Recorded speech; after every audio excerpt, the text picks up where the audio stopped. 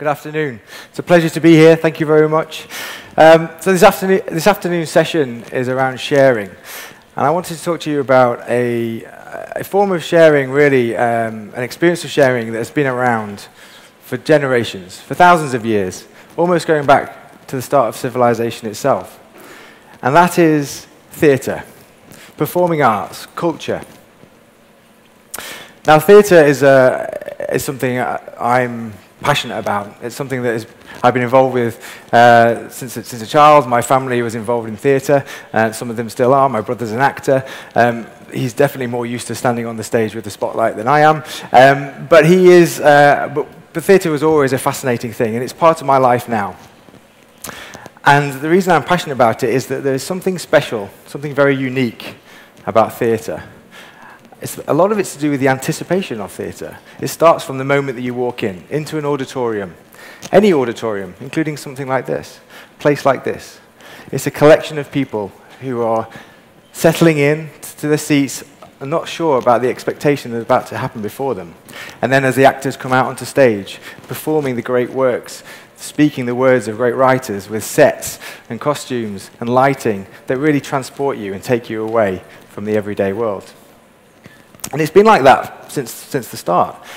The root of theatre is often said to be in ancient Greece, 5000 BC, when huge amphitheatres of people would sit and congregate to enjoy the spectacle of the dramas, the comedies, the tragedies that played out before them.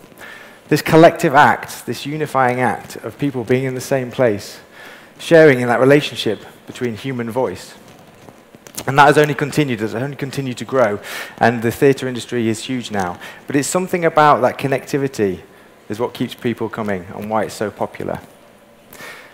You know, even in a global recession, something keeps bringing people back to theatre. It's the industry that keeps breaking box office records. Back in the UK, year on year, more people come and share in the experience. And as I say, it's that connection between the audience and the stage. So Romain Rolland, who's a French literary scholar, back in 1903 said, "There's only one necessary condition for the emergence of a new theatre, that the stage and auditorium should be open to the masses, should be able to contain a people and the actions of a people." And it's that concept about a new theatre and an emergence of new theatre which I'd like to focus on and with you today. What if, because I've got a question, what if we broke away from the four walls of theatre and expanded that? Is it essential that to enjoy and experience and share and participate in theatre that it has to be live? If we step away from that and expand it into a global scale, then what could that bring? A global auditorium. And some of these ideas were what were going through our minds when we started the company 4 or 5 years ago, called Digital Theatre. The idea being that we could create a place where people from all around the world could join and participate at any one time when they wanted to, in the comfort of your own home, or even your classroom, a global auditorium. So where did it begin?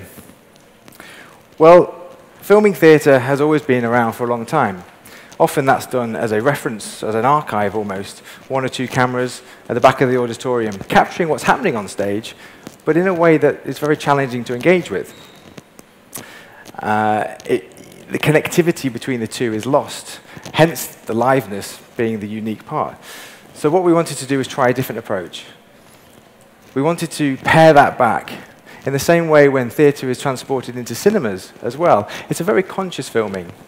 Extra lighting, seats taken out, extra cameras. There's a distraction there. And that unique focus between the actor and the audience is disrupted. So our approach was to take things differently. It was to pare that back, to have small remote cameras dotted around the auditorium so that the capturing of the work and the performance on stage could occur. It's a difference between filming. It's not a film. It's not theatre. It's a combination of the two. That by doing that, you can actually align the theatre production, the film version, very close to the real. That was the concept, and we thought, we'll try and build this auditorium where we could showcase the work, open up those walls, and extend the audience. There was many challenges ahead, mainly rooted in the fact that the experience of film theatre historically had been poor. Like I say, the connection between the two hadn't been very good. And so that people felt, particularly the performers and the directors, that actually filming theatre was very difficult to do. So there's a lot of trust that had to be overcome. It's about working and collaborating so that the representation of the work that is on film is as close to that real experience on stage. Then what we do is we film 3 or 4 productions, 2 or 3 maybe normally, take that away, edit that material together, again in collaboration with the director, so that it's not our interpretation, it's an aligned version that sits close to that real experience.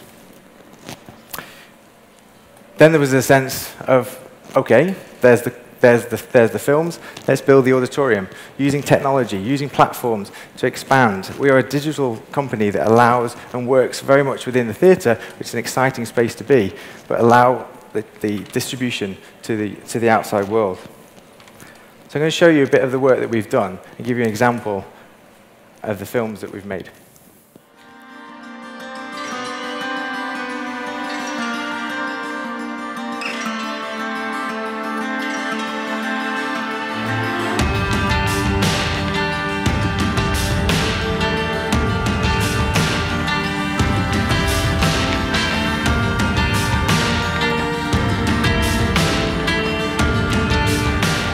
She is a fair lady.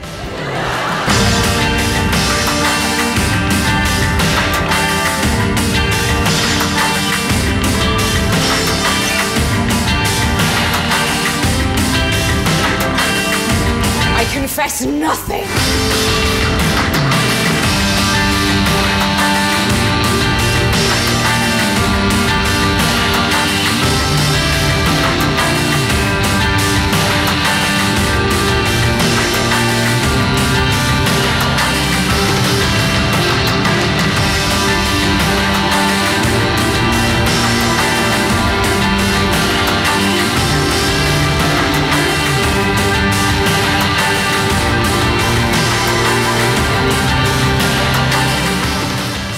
So as you can see, thank you.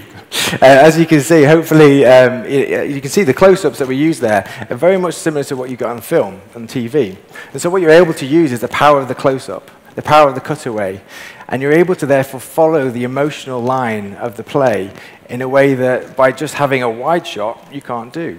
And so by combining film language with theatre language, you're really able to accentuate that. Because as we're all here in any auditorium or watching any stage play, your eye does a focusing in. You don't watch it in widescreen. You're directed to where to look. You're directed to what to see.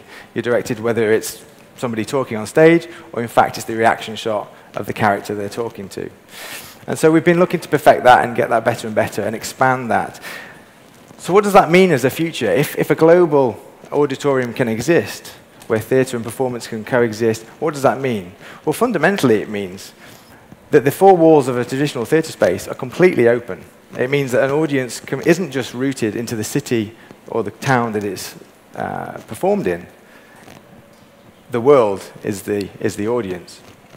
And what that means is that ideas and storytelling and creative inspiration can then be garnered from thousands, millions of people around the world.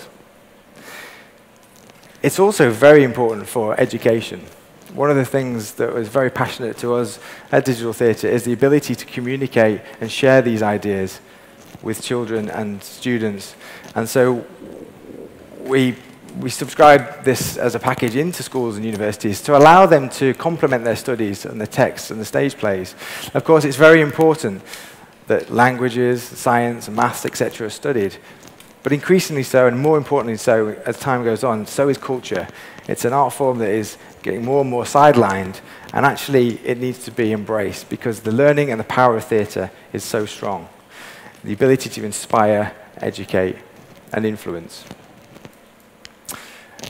It's also an opportunity for the nations around the world to communicate ideas.